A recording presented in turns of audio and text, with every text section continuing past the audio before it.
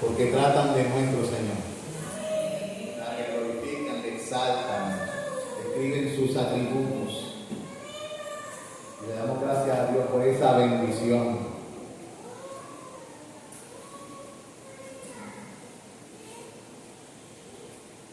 En el día de hoy vamos a estar en Mateo, capítulo 6, versículo 12. Mateo, capítulo 6, versículo 12. Vamos a leer ese solo versículo, pues la predicación es de ese solo versículo y de lo que ese versículo implica para nosotros en la vida diaria. Mateo, capítulo 6, versículo 12. Es una parte, un verso que se encuentra en aquella oración que Jesús nos enseñó a orar a nosotros. Jesús es nuestro maestro, Él es nuestro guía y Él es nuestro modelo. Y cuando Él dice las cosas es por algo. Él no gasta saliva, ¿yo? Él tiene un propósito en todo lo que dice y hace. Y en Mateo 6, versículo 12 dice la palabra: y perdónanos nuestras deudas. Mira cómo lo dice. Lo más malo del mundo está endeudado. La Biblia dice: perdónanos nuestras deudas, como también nosotros perdonamos a nuestros deudores. Así lo dice la Escritura. Y perdónanos nuestras deudas, como también nosotros perdonamos a nuestros deudores. Y oramos al Señor, le damos gracias, ¿verdad?, por su palabra. Bendito sea tú, Señor, Rey del universo, que nos permite estar aquí y reunirnos para celebrar tu nombre. Ya que en el día de hoy también celebramos una comida especial para las mujeres y madres de esta congregación, por las cuales te agradecemos y las bendecimos en tu nombre, porque creemos que tú las has bendecido con toda bendición espiritual en los lugares celestiales en Cristo, y le has dado un lugar de honor, Señor, como coherederas de la gracia de la vida. También venimos aquí a enfocarnos en lo que tú quieres para tu pueblo en general. Nos encomendamos aquí a la palabra de tu gracia, que tiene poder para sobreedificarnos y darnos herencia entre los santificados. A ti sea la gloria en el nombre de Jesús. Amén. ¿Alguna vez se ha hecho la pregunta sobre qué está fundada la fe cristiana? Es una pregunta que nos debemos hacer: sobre qué está fundada o construida la fe cristiana. No tan solo sobre la persona de Jesucristo, sino todo lo que Él vino a hacer. Según la Escritura, toda la fe cristiana está construida sobre la base del perdón. ¿Sabía usted eso? Y Jesús nos enseñó a orar así porque Él quería que en tu mente tú entendieras que toda la fe cristiana está ¿qué? Basada sobre el perdón. El perdón de Dios hacia una humanidad rebelde. Eso es lo que la Escritura enseña. De hecho, hablando de Cristo, las Escrituras nos dicen para qué fue enviado Cristo. En el libro de los Hechos, en el capítulo 5, versículo 31, nos dice específicamente para qué fue enviado Cristo. Nos dice: a este, hablando de Cristo, Dios ha exaltado con su diestra por príncipe y salvador, para dar a Israel arrepentimiento y perdón de pecados. ¿Ve cómo lo dice? ¿Quién es el que da el arrepentimiento? Se arrepienten todos. Se arrepienten aquellos a los que Dios les concede el arrepentimiento. Y a estos que Dios les concede el arrepentimiento, también Él los bendice con su perdón. Y ahí dice Israel. ¿Quién es Israel? ¿Quién es Israel? Israel es todo aquel que ha creído en Dios, ya sea judío o gentil, circunciso o incircunciso. Todo aquel que haya puesto su mirada en el Señor. y para servirle. En otras palabras, son los que guardan los mandamientos de Dios y tienen el testimonio de Jesucristo. Ese es el verdadero Israel. Todo lo demás, si es gentil, es pagano. Y si es judío y no tiene a Cristo, la Biblia le llama sinagoga de Satanás. Pero cuando Dios nos llama a ti y a mí, nos llama a formar parte de un pueblo que ha sido perdonado. Un pueblo perdonado. ¿Qué quedaría de nuestra fe sin el perdón? ¿Te ha preguntado usted eso? ¿Qué sería de nuestra fe si el perdón no existiese? No quedaría absolutamente nada. ¿De qué dependen todas las promesas de Dios? Desde la vida eterna hasta las promesas de gozo, de paz y de propósito. Todas esas promesas están relacionadas con participar del perdón que Dios nos da en Cristo. Dependen y están relacionadas con el perdón otorgado por Cristo en la cruz del Calvario. Y esto nos da una idea de cuán importante para Dios es este concepto del perdón. Para Dios el perdón es sumamente importante.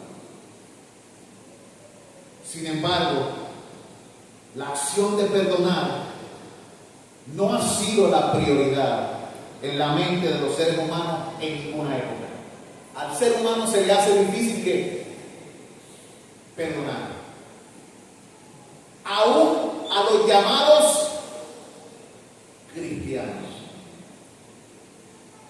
A pesar de que saben que Dios es un Dios de misericordia y de perdón, muchos cristianos no entienden estas cosas, no entienden el tema y algunos no quieren ni entenderlo. Quieren guardar en su corazón algo contra alguien. Por un lado, muchos no tienen claro lo que significa el perdón. Otros no saben cómo perdonar. Y una gran parte no ve con claridad las enormes consecuencias que caen sobre nosotros si nos negamos a perdonar. No lo están viendo. En su mente no lo han entendido. Y de ahí la necesidad de estudiar la palabra que el Señor nos da aquí en esta oración. Primeramente, la pregunta es, ¿qué es perdonar? Yo les voy a describir lo que es perdonar.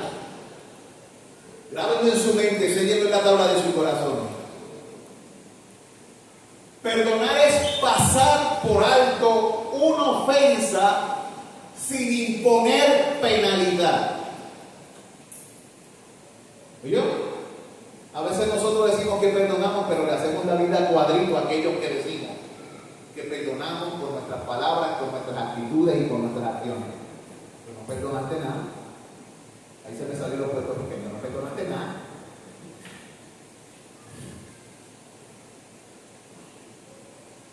Notemos lo que se dice en 2 Corintios capítulo 5, 9. Vaya conmigo a 2 Corintios capítulo 5, 9.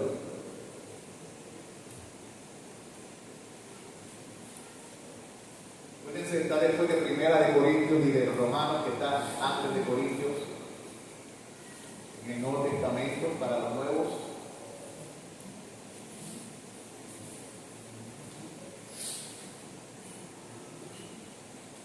Y en 2 Corintios 5, 19 dice que Dios estaba en Cristo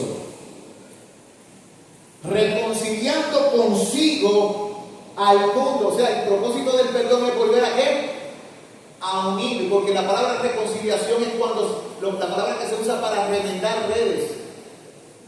Es la misma palabra que religión, que significa volver a unir, se usa para remendar redes que han sido rotas.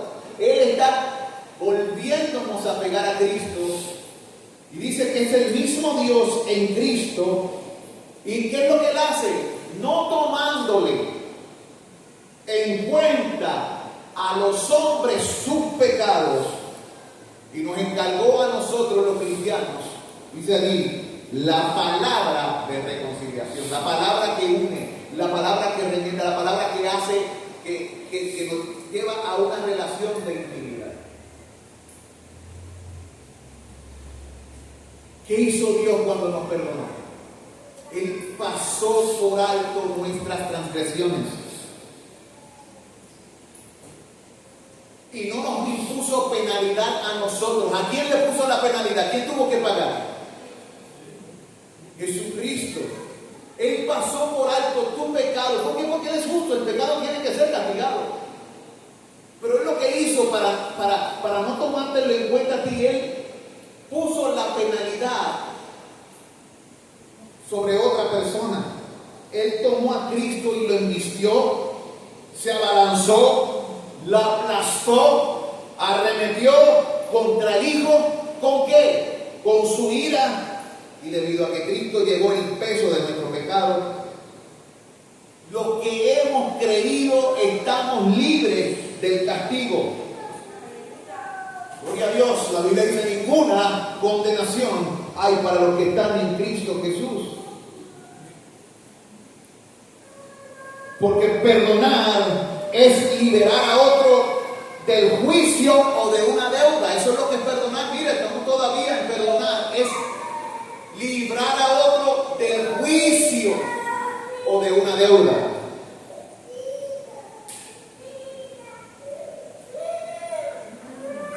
Mire, amado, asimismo perdonar es renunciar a un derecho o renunciar a una venganza.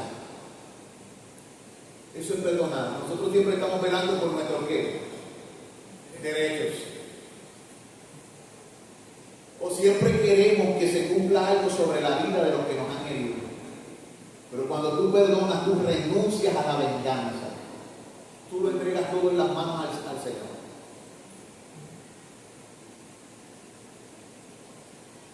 ¿Quién nos enseñó a orar así? Jesús. Amados, perdonar es dejar ir el amargo recuerdo que produce la experiencia. Tal vez tu corazón está lleno de alguna amargura, hay algo que te pica aquí profundamente en tu corazón. Pero Dios te está diciendo: tienes que dejar ese amargo recuerdo que no te deja crecer, que pone barreras, que no te deja amar de verdad. Perdonar es cargar con las consecuencias del pecado de otro, como lo hizo Cristo en la cruz. ¿Quién es el que carga con las consecuencias? El que perdona. Cuando Dios nos perdonó, ¿quién cargó con las consecuencias? Dios herido. Pero nosotros no queremos cargar con las consecuencias. Cuando hablamos con Dios y le decimos: perdona nuestras deudas, inmediatamente nos damos cuenta de lo que estamos pidiendo. Pedimos ser perdonados de pecados en los que hemos incurrido. Eso es lo que está diciéndole: Señor, yo sé que yo tengo unos pecados, yo he transgredido tu palabra y yo necesito tu perdón. Hay dos palabras en el Nuevo Testamento que se usan con mayor frecuencia para señalar lo que el pecado significa. La primera es el griego amartía, que significa errar al blanco, que es la palabra que yo uso mucho aquí. Es cuando alguien tiene un arco y una flecha y hay un blanco, y al blanco ese se le llama la diana. Y cuando lanzas la flecha, fallas al blanco. Y el problema del pecado es que fallas al blanco continuamente. El propósito de tu vida es el blanco, pero continuamente esquivas el propósito de tu vida, el blanco. Eso es una de las palabras. La otra palabra que se usa es parábasis. Y parábasis significa pasar o transgredir una línea. En otras palabras, hay un límite establecido y tú vienes, esta es la línea, y tú vienes y haces. Esto se llama traspasar el límite. Yo no sé si usted ha ido a algunas casas que dicen no trespassing. Aquí lo dice, no pasa, no vayas al otro lado. Hay unas consecuencias. Y eso se llama la palabra parábasis.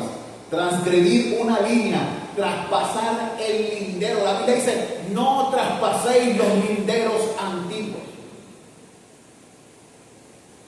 Estas dos palabras no son las que usa el texto que estamos estudiando, pero se usan mucho a través de la Escritura. La palabra usada al pedir perdón es opheilema, que en español se traduce como deuda. Así que tenemos otra palabra que se traduce como deuda. Significa faltar a una deuda que se ha contraído. ¿Qué está diciendo la persona que está orando? Perdona nuestras deudas.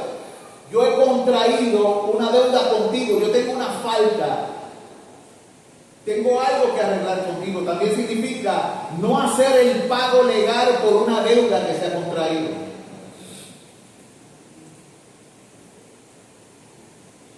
Esta palabra nos permite ver que tú y yo somos deudores. Somos deudores y la verdad es que siempre lo seremos. Siempre seremos deudores. Porque nunca habrá un momento de nuestra existencia en que no seamos deudores a nuestro Dios. Hay una canción que dice, todo se lo debo a Él. Mi casa, mi familia. Y todo, él canta así como con la nariz. Y todas mis canciones, todo se lo debo a Él. Así que canta. Pero es la verdad, todo se lo debemos a Él. Cuando hablamos del perdón con respecto a Dios, hay un sentido eterno de ese perdón, que tiene que ver con el hecho de que nuestros pecados fueron perdonados en la cruz, de tal manera que ya no tenemos que enfrentar la condenación. La Biblia lo dice, ninguna condenación hay para los que están en Cristo Jesús. El perdón nos fue otorgado una vez y para siempre. Y por tanto ya no hay condenación, Romanos 8:1. Por otro lado, nuestros pecados también tienen una connotación en sentido temporal.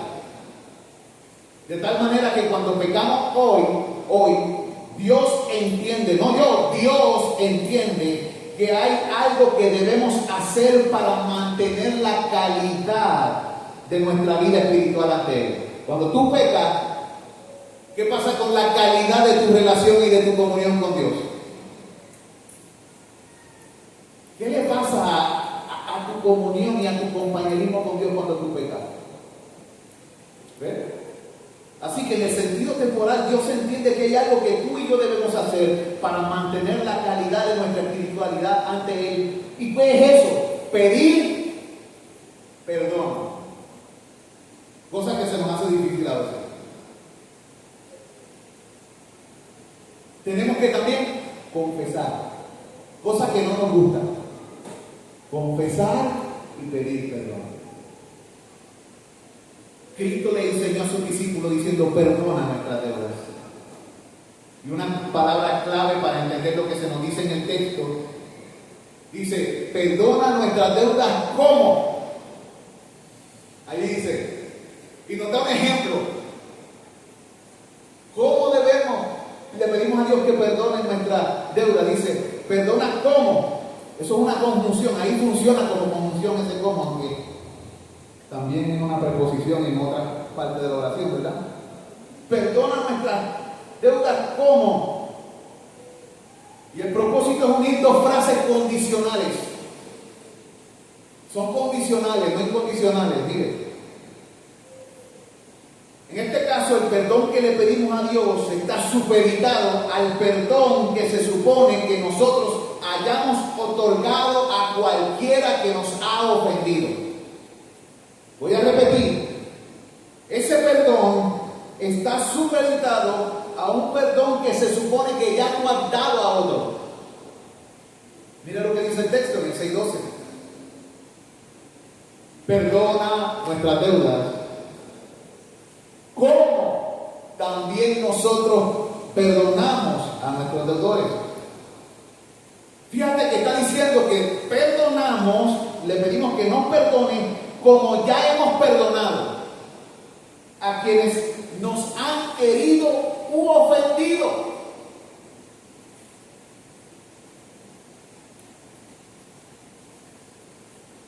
No, no está diciendo perdónanos como nosotros vamos a perdonar. ¿Lo notan? Tú no te presentas a Dios sin haber perdonado. No está diciendo perdónanos como nosotros vamos a perdonar a nuestros deudores. Está diciendo, no es que vayamos a perdonar, sino que ya lo hemos hecho. Entonces, si no hemos perdonado, dice ahí que tampoco Dios nos perdonará a nosotros. Porque la condición que Cristo establece para nuestro perdón aún no se ha cumplido. Mira, es una condición ahí. A veces le brincamos encima. Señor, perdóname mis pecados, pero que has ido a tu prójimo a reconciliarte con él y a pedir y a perdonarlo. Y si está muerto, perdónalo. Porque hay gente que lleva esa carga toda la vida y se amargan toda la vida. Se vuelven prisioneros de sus sentimientos. Y Dios nos llamó para ser libres. Para ser libres. Cristo también llevó nuestra culpa.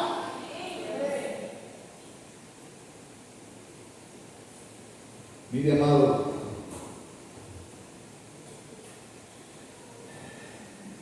en otras palabras, el perdón temporal del que estamos hablando, no estoy hablando de aquí de la condenación eterna, estoy hablando del trato con los hombres, ¿verdad? Dice, depende de primero perdonar a aquellos que han pecado contra nosotros. ¿Hay gente que ha pecado contra ti? Ahora mismo, ¿tienes gente a quien tienes que perdonar?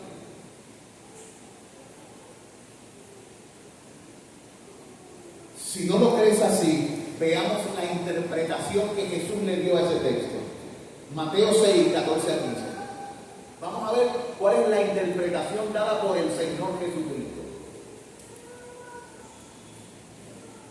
Porque si perdonáis a los hombres sus ofensas, os perdonará también a vosotros vuestro Padre Celestial. ¿Ves lo que está diciendo? Es como la gente que dice que Dios me perdone y a él que lo perdone Dios.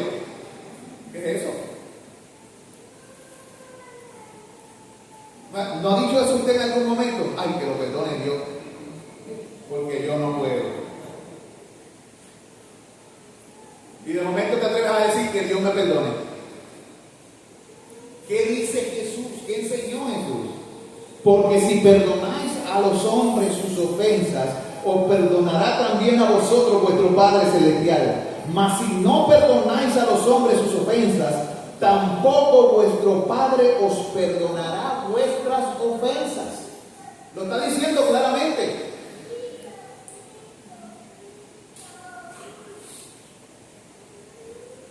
¿Se acuerdan de la parábola de los talentos? Que a uno se le perdonó 100 denarios, mientras que el rey había perdonado 10,000 talentos. Muchísimo más. ¿Qué hizo Dios con el que no perdonó? ¿Qué hizo el rey? ¿Tú no vas a perdonar? Métalo a prisión hasta que me pague todo lo que me debe. Eso está ahí por algo. Lo vemos a través de la Escritura. Nosotros siempre estamos en deuda ¿con quién? Con Dios. Está claro que Dios entiende que no debemos esperar de Él lo que no estamos dispuestos a conceder a otros. Eso es lo que está diciendo ahí. Tú no esperes de mí lo que tú no estás dispuesto a dar a otro.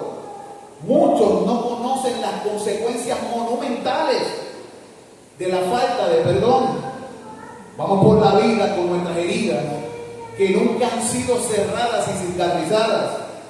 Y llevamos el dolor en nosotros, porque cuando la cicatriz no se crea, todavía nos duele. Pero cuando cicatriza, llega un momento que tienes la cicatriz, la marca de que algo sucedió.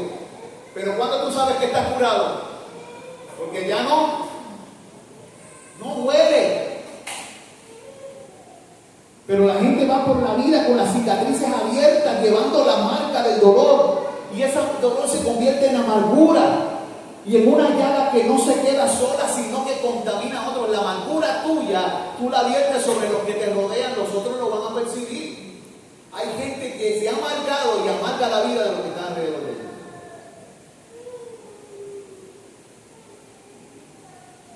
Mire esto, hermano. De allí la necesidad de tratarse con la correcta medicina. Y la correcta medicina no es el psicólogo. La gente va al psicólogo a tratar con sus pecados para decirle que es una enfermedad. El problema del ser humano es el mismo siempre. El ser humano vive con culpa, con amargura y con pecado en su corazón. Y ningún hombre te puede perdonar de eso ni cambiar eso. ¿Quién puede hacer eso? Dios. Él puede entrar donde otros no entran en tu corazón. Pero a veces le ponemos en una caja fuerte nuestro dolor y nuestra amargura y no queremos que nadie se entremeta en eso. Y vamos por la vida cargando con esas cosas. Así que la necesidad de tratar la correcta medicina para esto es la confesión y el perdón para vivir vida sana. La Biblia dice: confesad vuestras ofensas los unos a los otros. Tenemos que perdonar los unos a los otros como Cristo nos perdonó. Pero también tenemos que orar los unos por los otros para que seamos sanados. Para que seamos sanados. ¿Tú quieres ser sano? Tienes que perdonar y confesar también. Y orar. Perdonar, confesar y orar. Notemos lo que sucede cuando tú y yo no perdonamos. Les voy a dar una serie de cosas que suceden cuando tú y yo no perdonamos. Primeramente, nuestra comunión con Dios se ve afectada. No podemos tener enemistad con nuestro prójimo y armonía con Dios al mismo tiempo. Es imposible. No, yo estoy bien con Dios, pero estoy mal con los hombres. Eso no existe, eso no es verdad. Hay algo ahí que no está bien. Mire esto. Segundo, nuestra vida de oración pierde vitalidad y eficacia. Cuando no hemos arrepentido ni pedido perdón, ¿qué pasa con nuestra vida de oración? ¿No le sucede que no quiere ni leer la Biblia, ni orar, ni pensar en Dios, ni asistir a la iglesia, ni hablarle al hermano? La vitalidad de tu vida de oración se pierde. ¿Cómo está tu vida de oración? Número 3. Dios no interviene en la solución del problema y entonces nuestra agonía se prolonga. Pero Dios interviene, ¿no? ¿Cuándo interviene? Primero tiene que trabajar contigo en qué? En moverte al arrepentimiento. Y comienzas diciendo: Señor, contra ti he pecado. Entonces tú le pides perdón a Él primero. Y le dices: Señor, enséñame a perdonar a mi prójimo. Trabaja conmigo y después puedes orar: perdóname, como ya yo he perdonado a quien, a mi prójimo. A veces la gente se confunde esto porque trata de mezclar el perdón de Dios para salvación y el perdón de Dios por causa de las ofensas de los unos por los otros.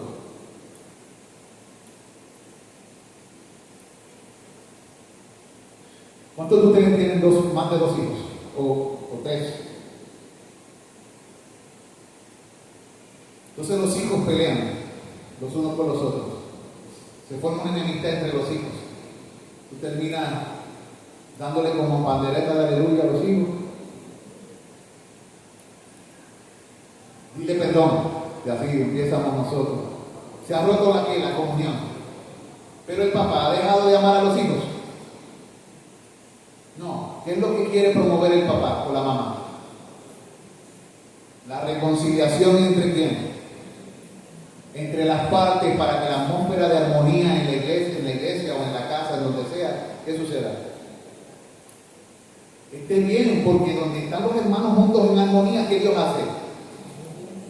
allí envía Jehová bendición y vida eterna. Cuando Dios hace eso, Él está pensando en la bendición que Él quiere derramar sobre ti, pero que tú lo que has hecho es desplazarla. Y muchas veces vamos por la vida perdiéndonos la bendición o echándola a un lado y terminamos como Esaú.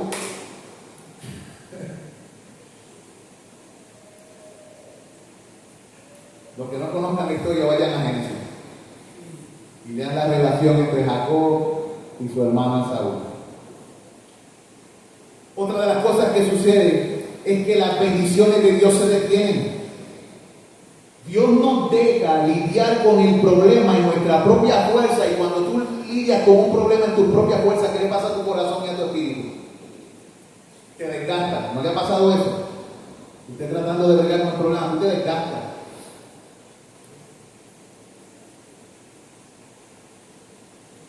Dios te está diciendo, te voy a dejar ahí, te voy a dar hilo.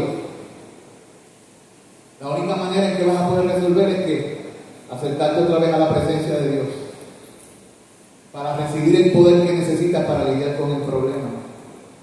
Satanás también, otra cosa, gana acceso al ejercicio de nuestra voluntad y nos convertimos en instrumentos del maligno.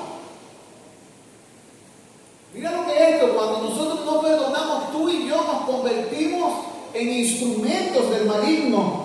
Presentamos nuestros cuerpos o vidas como miembros de la injusticia. ¿Por qué? ¿Por qué es injusticia? Porque Dios nos manda a ¿qué? A perdonar a otros como también Él nos perdonó a nosotros en Cristo. Y lo que Dios dice en su palabra es justo. Y cuando nosotros no asumimos esa verdad, nosotros estamos usando todos nuestros miembros como miembros de injusticia. Nos convertimos en esclavos próxima de la persona que no podemos perdonar para siempre en nuestra mente. Cuando tú no perdonas, tú te vuelves esclavo de otro. Y la Biblia dice, no te hagas esclavo de los hombres.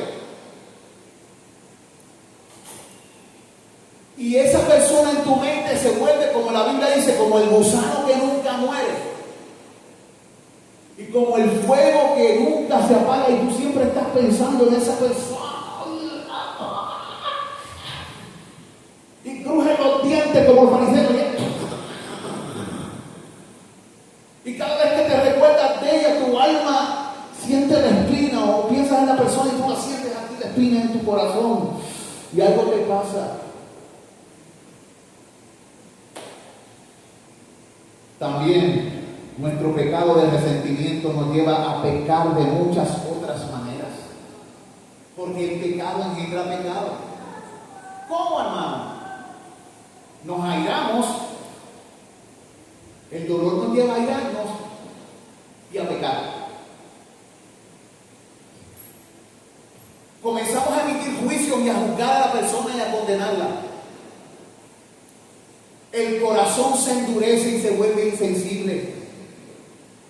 El orgullo se levanta. Y comenzamos a faltarnos el respeto. Nos faltamos el respeto. Cuando una persona tiene orgullo y no quiere ceder a lo que Dios dice, esa persona es orgullosa. ¿Cómo sabemos que tú y yo tenemos orgullo? Porque Dios dice una cosa y nosotros hacemos otra. ¿Qué le estamos diciendo? Dios, me importa un bledo lo que tú dices. Aquí lo que se va a hacer es lo que yo digo, lo que yo siento y lo que yo pienso. ¿Cómo se llama eso? ¿Te estás poniendo por encima de quién? ¿Qué clase de orgullo es ese? ¿Nunca lo has pensado? Por eso es que tenemos que meditar en nuestras reacciones, en nuestras omisiones, en lo que hacemos en la vida. Y estas cosas están escritas en la palabra y significan algo.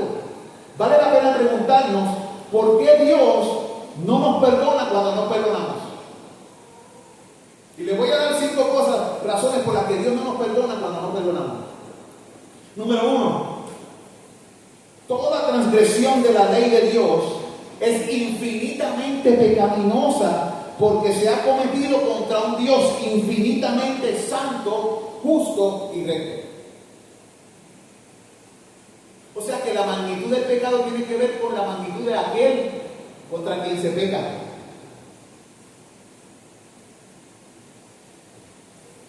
cuando alguien peca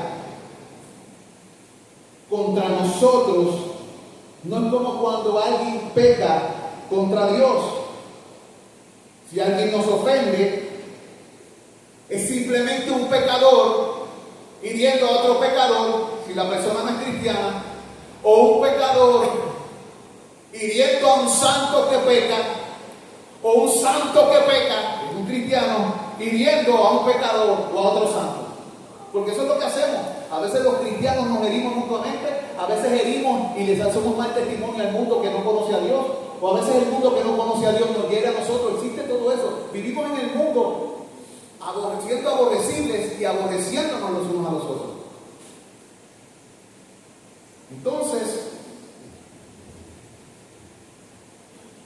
en la mayoría de los casos, nosotros nos molestamos porque nos hacen algo que en algún momento tú y yo también nosotros hicimos. ¿Cuántos de ustedes se molestan cuando hablan mal de usted?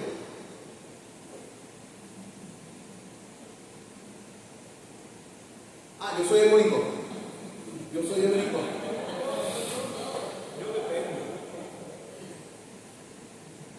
Pero usted se molestó cuando habló mal de otro.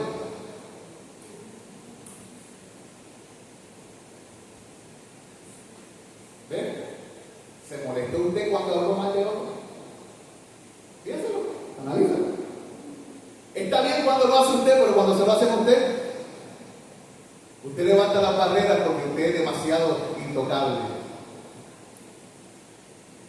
Número 2.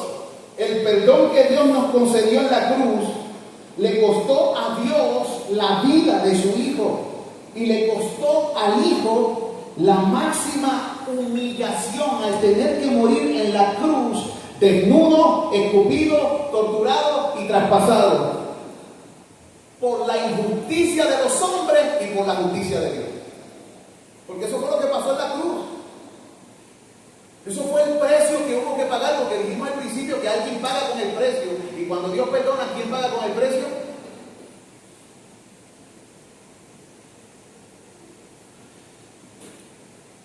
Pero cuando tenemos que perdonar a alguien, no nos cuesta la vida, sino solo un acto de la voluntad y el deseo de agradar a Dios. Eso es lo que sucede cuando tú perdonas a alguien. Mira la diferencia, lo que Dios hizo y lo que nosotros no estamos dispuestos a hacer. Número 3, si nuestro hermano en Cristo peca contra nosotros, ahora estoy hablando de cristianos, pero no importa, la familia también, aunque estos no sean cristianos, Cristo, esto es para los cristianos nada más, Cristo ya pagó por el pecado de ese hermano. Pero nosotros insistimos en cobrar la deuda que ya se pagó. ¿No ha notado eso? Si mi hermano peca contra mí, ya Cristo pagó por la deuda de ese hermano, pero yo insisto en cobrar la deuda.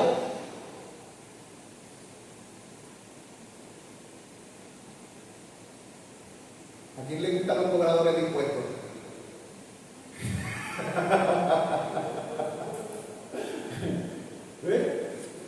4. Cuando nos negamos a perdonar, nos estamos considerando dignos del perdón de Dios, pero no consideramos al otro digno de nuestro perdón. ¿Vieron eso? Dios perdóname, pero a él que lo perdone Dios. Porque no es digno de qué? De mi perdón. Y número 5, estamos considerando que la ofensa que el otro comete contra nosotros es mayor que la ofensa que nosotros cometemos contra Dios. En otras palabras, nos consideramos más dignos de honra que Dios. Y eso es lo que sucede cuando tú y yo no perdonamos. O sea, asumimos el trono de Dios y nos convertimos en el diablo. Subiré a las alturas y pondré mi trono en lo alto.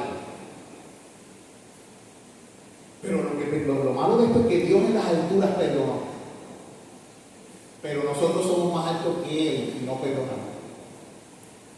Hay que meditar en nuestras acciones.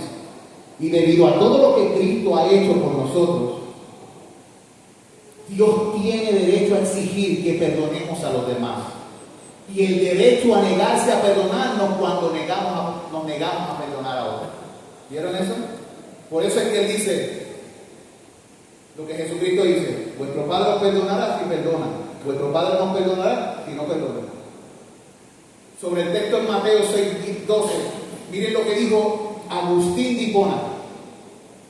Él decía que era una petición terrible, esa petición: perdónanos como nosotros nos perdonamos a nuestros deudores. Miren lo que decía él: era una petición terrible, porque si pido perdón a Dios con resentimiento en mi corazón, en efecto le estoy pidiendo a Dios que no me perdone. Cuando hacemos esa oración y nuestro corazón estamos llenos de resentimiento, le estamos pidiendo a Dios: perdónanos como nosotros también perdonamos. Pero como no hemos perdonado y el resentimiento está lleno en nuestro corazón, tu oración lo que significa delante de Dios es: Dios, no me perdones. Y con esto agrega Agustín: estoy trayendo en ese momento sobre mí una maldición autoimpuesta, porque es una maldición que Dios no te perdone. ¿Vieron eso? A veces los causantes de la maldición sobre nuestra vida, yo diría casi todo el tiempo, somos nosotros. De hecho, la mayoría de nuestros problemas, el 90% de los problemas del ser humano, ¿quién se lo ha buscado? Nosotros mismos, y el resto es la gente haciéndonos lo imposible, o nosotros haciéndose lo imposible a alguien. Analícenlo. Estamos aprendiendo aquí. En guerra avisada muere menos gente. Mire esto. Pregunta. Pero antes déjame decir lo que dice Spurgeon acerca de este versículo. Que Spurgeon dice, Sir Harold Spurgeon, un predicador de Inglaterra, que le llaman el príncipe de los predicadores, dijo lo siguiente: él decía que orar el Padre Nuestro sin haber perdonado a nuestro hermano es firmar nuestra propia sentencia de muerte. ¿Ve? Parece que tenemos una mente suicida. ¿Ve? Entonces, la pregunta es: ¿por qué el perdón es una prioridad para Dios, pero no es igualmente importante para ti o para mí? ¿Por qué el perdón es una prioridad para Dios? De hecho, se trata del evangelio del perdón de Dios y de la reconciliación. Pero muchas veces no es una prioridad para ti, para mí ni para nadie. Porque muchas veces lo postergamos. A veces pasan años, meses, semanas, 20 años. Yo he escuchado mujeres llorando a lágrimas tendidas por algo que sucedió hace 40 años atrás. Y cuando tú las ves así, moqueando con moco y todo,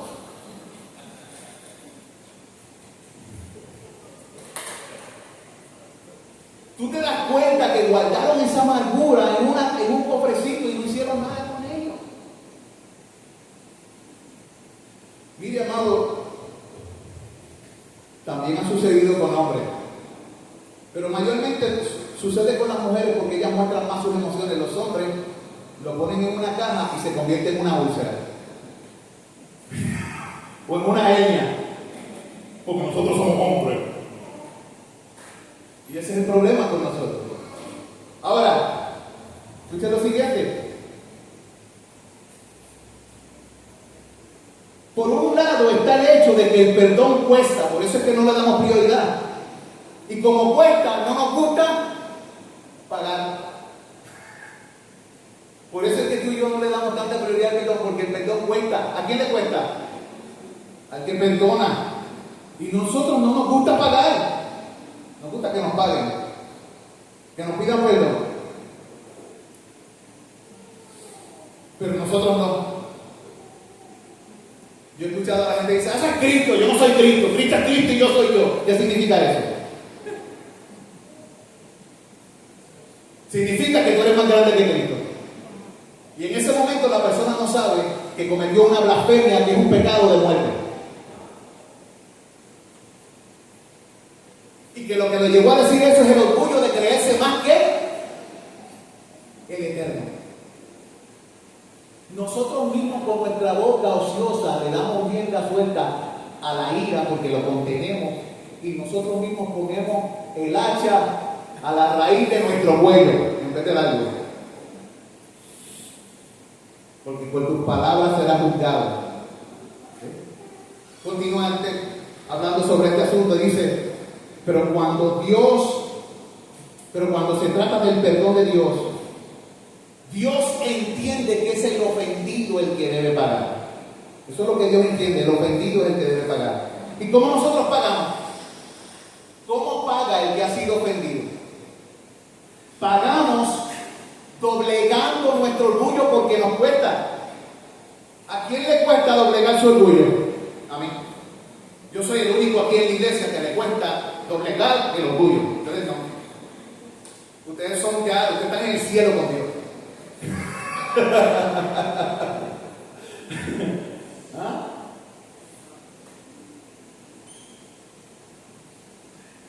Nos ponemos así. Una constipación. Mire, pero pagar es doblegar nuestro orgullo ante la realidad de que ningún pecado cometido contra nosotros se acerca ni remotamente a los miles de pecados que hemos cometido contra Dios y que Dios nos ha perdonado. Nosotros pecamos todos los días, no 3 veces, cientos de veces. Muchas veces pecamos sin darnos cuenta que es un pecado. Saber hacer lo bueno y no hacerlo es pecado. Toda injusticia es pecado. Cada vez que nos desviamos, pecamos. Cuando mentimos, pecamos. Y nosotros pecamos por 5 razones, por todo, por nada, porque sí, porque no y por si acaso.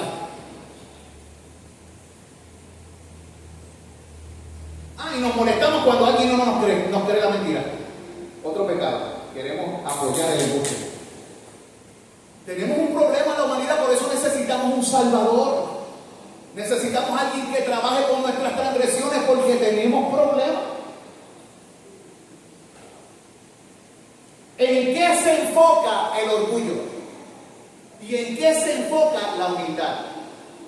El orgullo se enfoca en las injusticias recibidas. Cuando alguien es orgulloso, le tocaron en el centro del ego y su mente está siempre pensando en lo que le hicieron, en la injusticia recibida.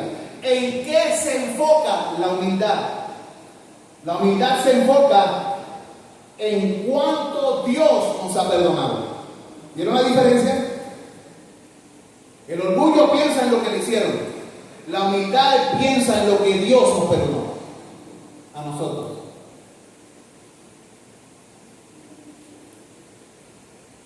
El orgullo no permite hacer del perdón nuestra prioridad.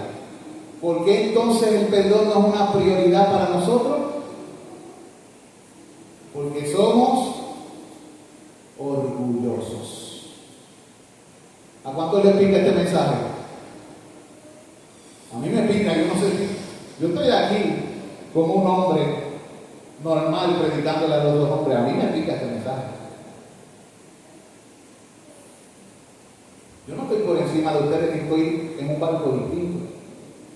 Dios está tratando conmigo.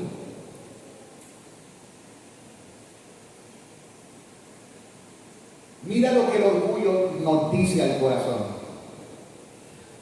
El otro no merece lo que yo merezco.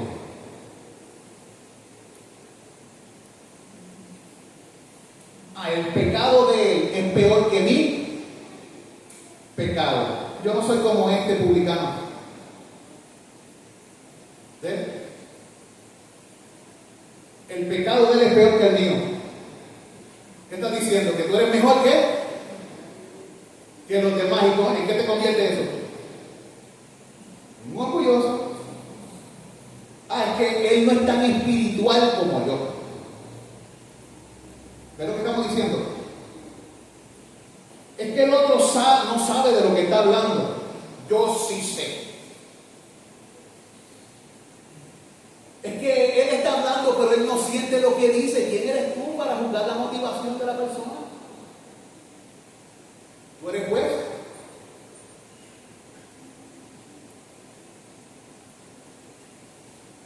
Es que el otro no merece una segunda oportunidad, pero tú sí. ¿Quién merece aquí una primera oportunidad? ¿Quién lo merece? Entre nosotros, ¿quién merece una oportunidad de Dios?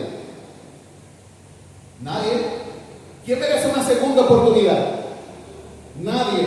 Pero vemos que en la Biblia Dios da oportunidad tras oportunidad, porque Él se complace en la misericordia por encima del juicio.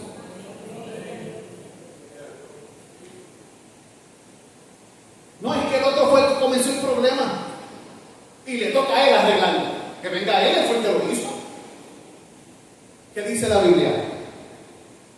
Si tu hermano pecare contra ti, ve tú a él y repréndele.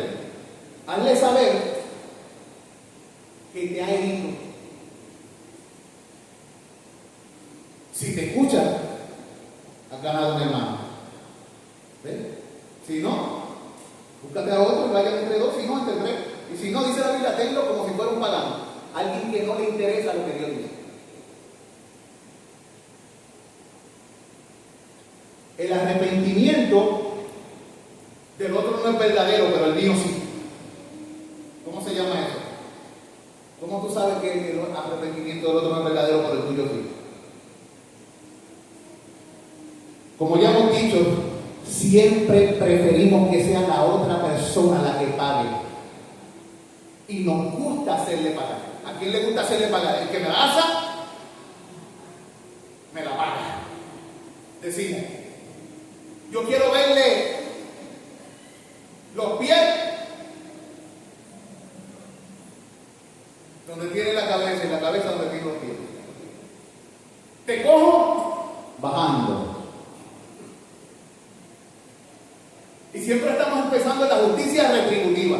No te preocupes, que te viene. No.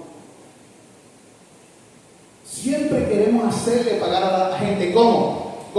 Quisiéramos verle humillarse o experimentar algún tipo de dolor. Queremos ver que entre en llanto, queremos verlo llorar, o que entre en tristeza profunda, o queremos que Dios lo visite con algún tipo de juicio, o que le suceda una humillación en su vida para que aprenda. Ah, qué bueno que pasó, para que aprenda, o para que pague. Tenemos el complejo que yo le he titulado el complejo de los Boanerges. Boanerges es una palabra que aparece en la Biblia, que se le da a Juan y a Jacobo, que eran hermanos, y significa los hijos del trueno, porque ellos eran de ánimo caldeado, y cuando no los dejaron entrar a un lugar, dice: Señor, ¿quieres que oremos por ellos para que descienda fuego del cielo y los consuma todos? Porque a veces lo que queremos, Señor, abre la tierra y que desciendan vivos al Señor. Mira cómo es nuestro corazón. O Señor, que venga fuego del cielo y acabe con todo. Que ni el barbarazo tenga nada que buscar allí. ¿Sabes por qué él acabó con todo?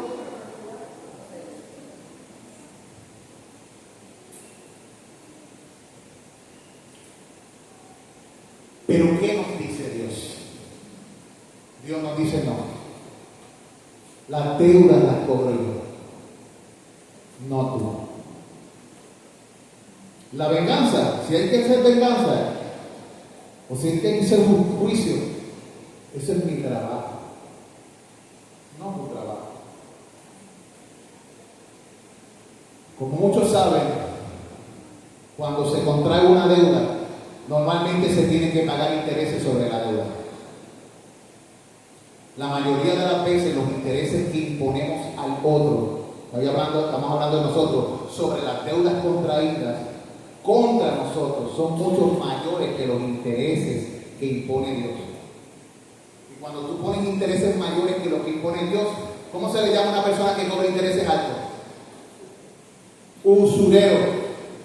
La usura es algo que a Dios le agrada. Si la usura del dinero es algo que Dios aborrece, ¿cuánto más cuando nos volvemos usureros del perdón?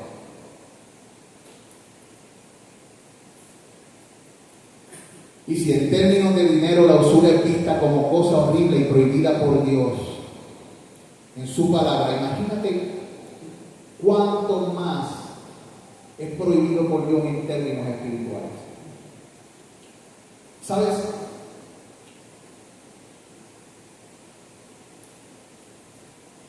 La razón por la que nuestras heridas duran tanto. ¿Cuántos tienen aquí heridas que todavía cargan con ellas? No me lo digas. Son preguntas retóricas, no te tires en medio aquí.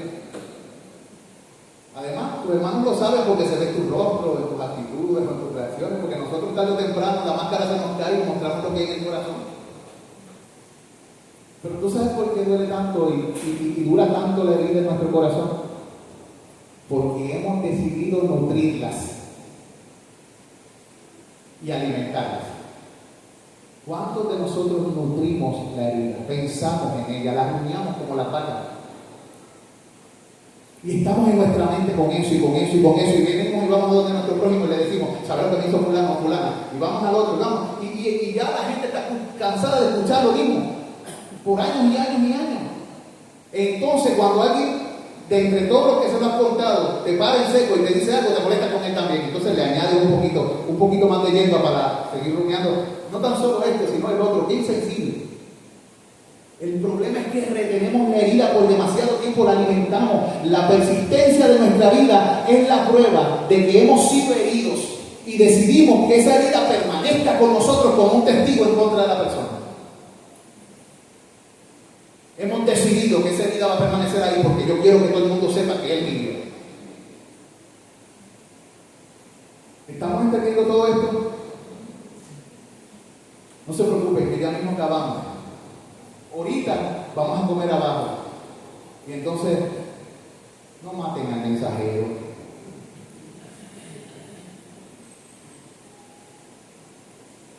No les digo que yo también tengo que lidiar con esto al igual que ustedes. Mire, amado, piensa en lo siguiente. Cristo retuvo las heridas de los clavos como evidencia de que había sido crucificado, pero con una diferencia. Cristo retuvo las marcas de las heridas que trajeron el perdón. ¿Vieron las marcas que él dejó que cayeran? Él retuvo las marcas de las heridas que trajeron el perdón y la reconciliación al hombre como evidencia de que él había pagado nuestras deudas. Las marcas en el cuerpo de Cristo son la evidencia de que tu deuda y la mía está salda.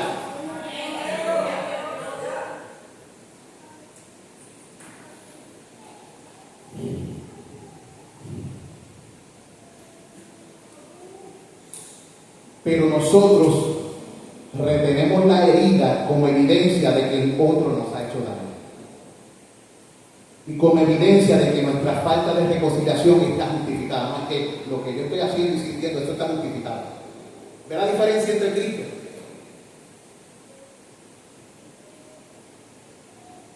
Finalmente, el perdón no es una prioridad para nosotros. Porque después de haber pasado por la experiencia de dolor, nos llena de miedo pensar que se puede volver a repetir y que nos veamos nuevamente envueltos en una experiencia similar. Muchas veces creamos murallas porque no queremos pasar por lo mismo y nos aislamos. Eso es lo que quiere el diablo. Él no quiere reconciliación, él quiere división, él quiere guerra. Él no quiere reconciliación. Cuando un hogar está dividido, tú sabes que quien está ahí, ¿quién es? El diablo. Cuando una iglesia se está dividiendo, ¿qué tú sabes que está sucediendo? El diablo ha metido su uña. Ha metido la pata de cabra completa. Y no la pequeña que uno usa así. Yo creo que es la que se usa para abrir a veces tierra o papel cemento, que es una grande, gigantesca, pero con curva. Muchas veces se mete con todo. Porque la ira del hombre no obra la justicia de Dios. Pero en realidad, la mejor manera de garantizar que no tengamos que pasar por una experiencia dolorosa no es alejarnos y negarnos a perdonar, sino aprender la lección del perdón. Porque si no la aprendemos, tendremos que repetir la materia. Esta vida es una escuela. Y si hay algo que tú y yo hemos aprendido es que en el currículo de Dios Él nos regala puntos y baja el estándar. Él no hace que sea más fácil para nosotros. Cuando Él está trabajando con nuestro carácter para que nos parezcamos a su Hijo, si hemos fallado la materia, ¿qué nos hace? Nos repiten el examen. ¿Cuántos de ustedes han pasado por el examen varias veces? Hasta que pasemos la prueba. Por último, la Biblia enseña que Dios hará todo lo necesario para cumplir su propósito eterno en nosotros. ¿Y cuál es su propósito? Que tú y yo cada día nos parezcamos más a quién. A Jesucristo, que nos enseñó a orar y de quien la Biblia dice perdónanos como tú nos perdonaste a nosotros en Cristo. ¿Qué implica que seamos hechos a la imagen de Dios? Que también aprendemos a perdonar como Él. La palabra perdónanos en griego, lo habíamos dicho, peine o apeleme, significa también enviar lejos. Mira lo que significa esa palabra, enviar lejos. Y la idea es que al considerar la ofensa cometida contra nosotros y al perdonar, hemos decidido enviar esa ofensa tan lejos de nosotros como sea posible. Es lo que el salmista escribió en el Salmo 103:12. Como está lejos el oriente del occidente, así alejó de nosotros nuestras transgresiones. Eso es lo que hizo Dios contigo y conmigo. Él alejó de Él tu transgresión y mi transgresión. Esto es lo que Dios ha hecho. Esto es lo que Dios espera que sus hijos hagan cuando alguien peca contra ellos. Cuando decimos perdonar, debemos tomar esa ofensa, enviarla lejos y tratar de olvidarla. Sabemos que el ser humano siempre recuerda, pero ¿cómo tú sabes que estás sano? Porque cuando viene el pajarito y se te pone aquí, tú le haces sábate y ya no te duele. Ya no te duele. Cuando Cristo enseñó a sus discípulos a orar así, les estaba enseñando sobre el carácter misericordioso de Dios que nos lleva a perdonarnos. Esa es la enseñanza del texto. Dios es misericordioso. Y es precisamente la ausencia de misericordia en nosotros y en nuestro carácter justiciero lo que nos lleva a no perdonar a otros, porque nosotros queremos ser Batman.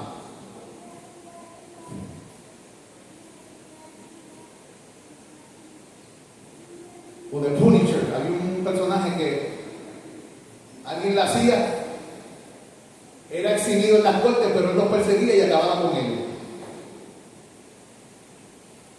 Dios se propone hacernos como su Hijo. Y si tú eres cristiano, Dios no se retirará contigo. Termino diciendo este pasaje que dice en Filipenses 1:6. Estando persuadido Él, que el que comenzó en vosotros la buena obra, la perfeccionará hasta el día de Jesucristo. Amén. Vamos a orar. Vamos a escuchar un cántico que también escribió nuestro hermano Robertito, el hijo de Yayi y de Roberto. Presten atención a lo que dice el cántico. Está en una tonada que a mí me gusta, que es de esas tonadas españolas, como maja. Oye, majo. Padre Santo, te doy gracias por este tiempo con los hermanos. Pero te pido que nos enseñes a perdonar como tú nos perdonaste. Y te pedimos que nos perdones como también nosotros perdonamos a los que nos ofenden. Ayúdanos, Señor, a entender lo que esto significa. No nos metas en tentación, mas líbranos del mal. Ayuda a cada uno de los que aquí estamos. Y permite que estas palabras se graben en la tabla de su corazón, en el nombre de Jesús. No lo apaguen, para que se vea ahí en la pantalla. Amén. Aleluya. Pongan música, maestro. Miren esta canción escrita por nuestro hermano. Muy bíblica.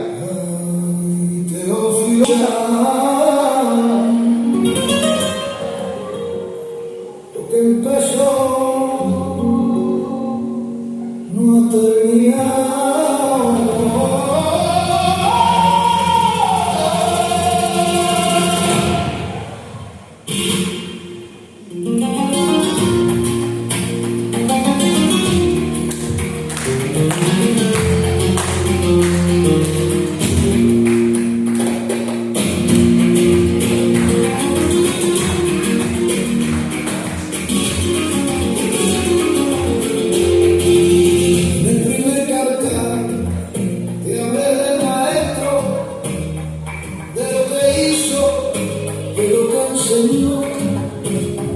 Pan en la mesa, milagros hicieron, y un reino vivo que nunca murió, y le mandó que esperaran callar en Jerusalén sin desesperar. Viene la promesa que el Padre ha jurado, no es con agua, es fuego que va a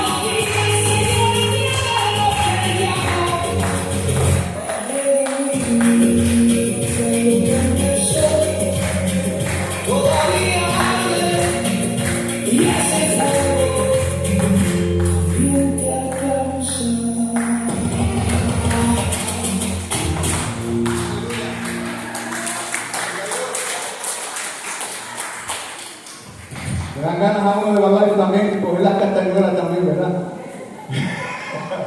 Hermanos, Dios me los bendiga. La gracia de Cristo sea con todos ustedes. Mira, tenemos aquí una visita que se llama Luis, él es el hijo de Milagro, que fue la que estuvo con